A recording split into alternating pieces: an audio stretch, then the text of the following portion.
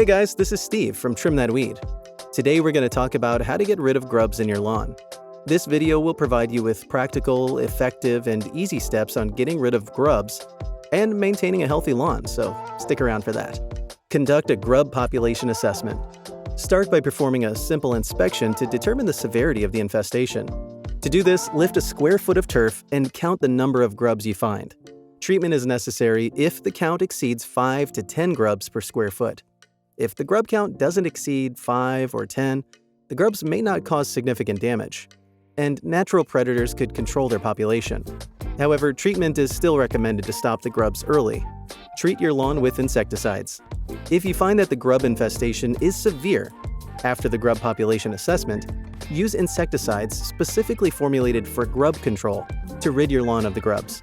Look for products containing active ingredients like imidacloprid, clothianidin, or chlorantraniliprole. Apply the insecticide according to the instructions, typically during the late summer or early fall when grubs are most vulnerable.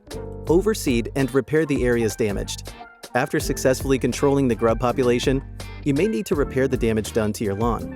This includes raking out dead patches, adding topsoil if necessary, and overseeding the area with appropriate grass seed. Water the newly seeded areas consistently until the grass becomes established. Adopt healthy practices. After treatment, promoting a healthy lawn through proper cultural practices to discourage grubs is encouraged. These practices include regular mowing at the recommended height for your grass type, providing adequate watering without oversaturation, and avoiding excessive fertilization, especially with high nitrogen content, as it can attract insects like beetles that lay eggs. Adopt preventative measures.